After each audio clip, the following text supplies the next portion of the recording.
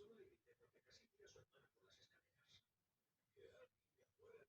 Que alguien de afuera te diga cómo tienes que criar a tus hijos o tus nietos. No, él actuaba a su modo y si a ella no le gustaba, que se arrancara. Ese niño no debería vivir asustado. Y aquí no tenemos lío. Espera que el resto de la familia se entere de esto. Yo siempre he sido justo con ellos. No te metas en esto.